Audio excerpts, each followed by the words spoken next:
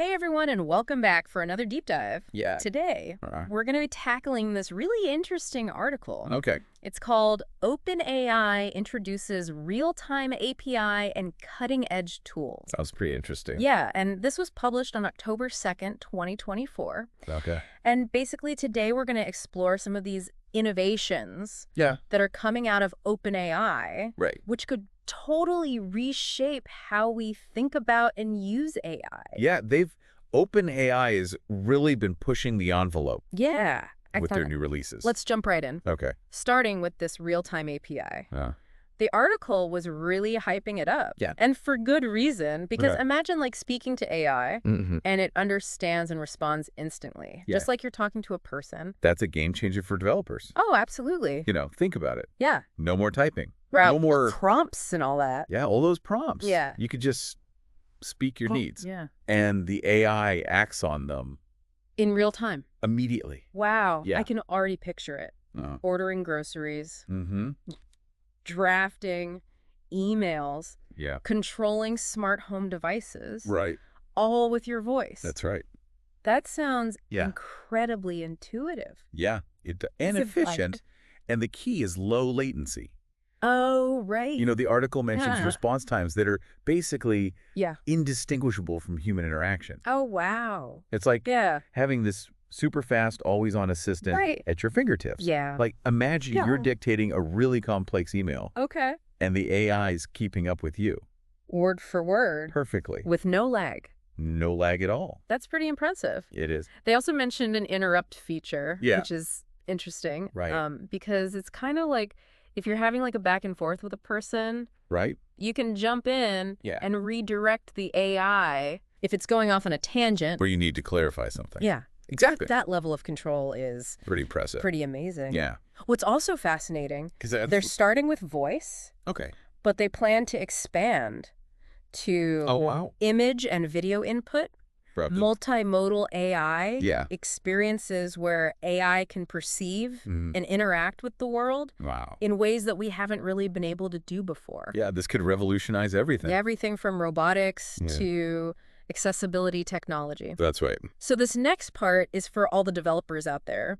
OpenAI is also trying to make AI development more accessible and cost-effective.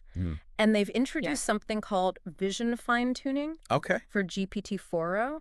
So can you break that down for us? Sure. So imagine you want to use GPT-4o, which is their visual and language model for a very specific task.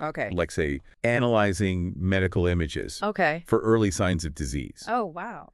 Vision fine-tuning lets you train GPT-4o on a data set relevant to that specific task, making it much more accurate and efficient. So it's like tailoring these models to real-world applications. That's right. Then there's model distillation, which sounds kind of like something out of a chemistry lab. Right. But it's a really cool concept. Yeah. What is it? So think of it like this. You have a large, powerful AI model that needs a lot of resources to run model distillation. Creates smaller, more efficient versions of these models that can perform nearly as well. Wow. But at a fraction of the cost. Really? And processing power. So instead of needing a supercomputer, you could run these distilled models on more readily available hardware. That's right.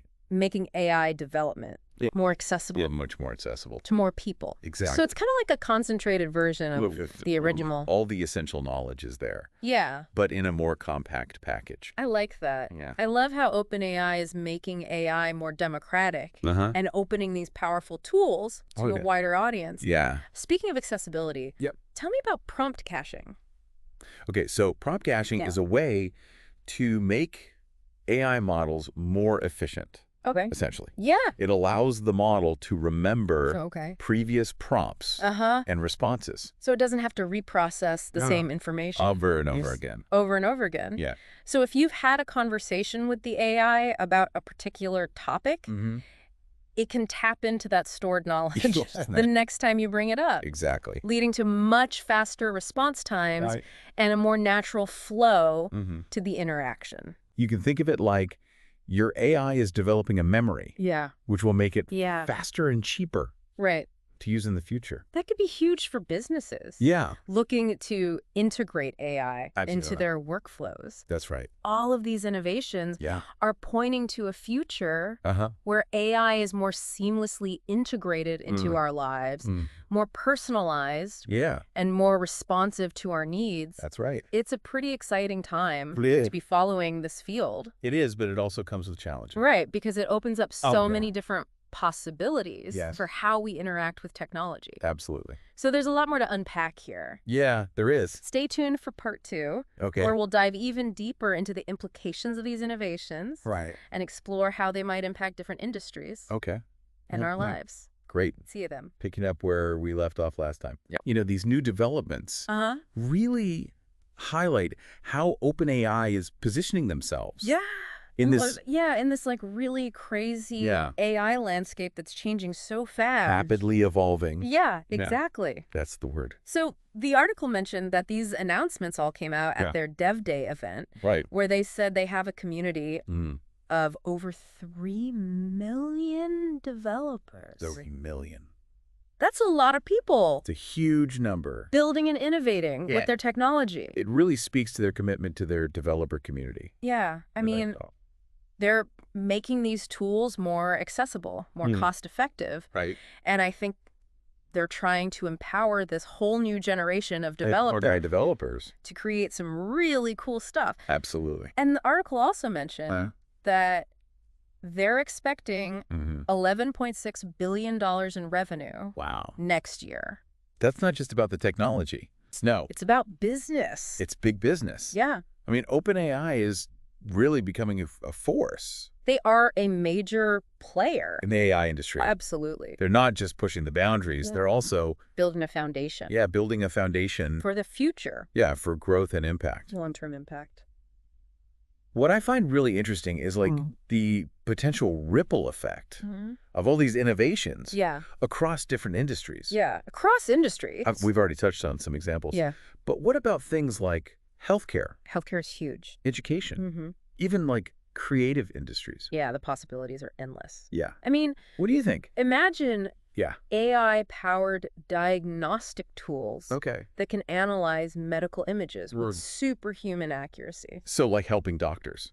Helping doctors detect diseases at earlier stages, potentially saving lives. Right. Or personalized learning platforms that adapt to each student's learning style. Making education more engaging. And effective. Right. And what about the creative fields? Creative fields are going to be massively impacted. Do you think we could see absolutely. AI collaborating with artists, musicians, writers? I mean, we're already seeing AI-generated music, art, and even code. Yeah. These tools are they're still in their early stages. Yeah. But as they become more sophisticated, more accessible, an explosion of creativity. Yeah, like AI is becoming a partner in the creative process. It's augmenting human imagination. Yeah. Pushing the boundaries. It's wild. It is. And the implications for accessibility are also significant. Yeah. Imagine AI-powered tools. Yeah. That can help people with disabilities navigate the world. Communicate more effectively. Right. The potential is enormous. It's amazing to think about how these advancements could empower people and make technology more inclusive. Yeah, it's really exciting. But as with any powerful technology, there are downsides. There are potential downsides. We need to be careful. We need to think about responsible development. Yeah. Ethical considerations. Ethical considerations are paramount. We need to make sure that these technologies are used for good. That they don't perpetuate bias. Right, and that their benefits are distributed fairly. Across society. It's not just about the technology itself. No, it's about how we use it. Yeah, how we implement it. And the safeguards we put in place. It's a collective responsibility. It is. Developers, policymakers, and society as a whole. It's an ongoing conversation. Absolutely. One that needs to evolve alongside the technology. That's right. And speaking of evolving, we've talked a lot about the practical applications, but I'm also fascinated by the broader philosophical implications of AI becoming more human-like in its interactions with us. It's a fascinating area. The article mentioned OpenAI's plans to incorporate image and video processing into the Realtime API. That's a big step. Yeah, and while the initial focus is likely to be on practical applications. Right, like object recognition. Yeah, or scene understanding. Scene understanding, exactly. I can't help but think about a future where AI can interpret and respond to our nonverbal cues. Oh, wow. Our facial expressions. Yeah. Even our emotions. That's pretty profound. It could lead to a much more intuitive and natural way of interacting with technology. It's like blurring the lines between human communication and AI interaction. It raises all these interesting questions about what it means to communicate, to understand, and even to feel if AI can perceive and respond to our emotions. Does that mean it can have emotions itself? That's a big question, one that's going to be debated for a long time. By philosophers and scientists. Philosophers, scientists, everybody. It feels like we're on the cusp of something truly transformative. Absolutely. We've covered a lot of ground today. Yeah. We talked about the technical innovations, the potential applications, the market impact, and even these philosophical questions. It's been a really interesting discussion. Surrounding OpenAI's latest announcements. Absolutely. But there's one more key aspect we need to address before we wrap up. Okay, what's that? OpenAI is a leader in the AI field. They are. But they're not alone. Right, they're not operating in a vacuum. Right, so how do these advancements position them within this larger the larger landscape? Competitive landscape? That's a great question. Yeah. That's a great question. Yeah. The AI field is so dynamic right now. It really is. We've got these like huge tech companies. Yeah.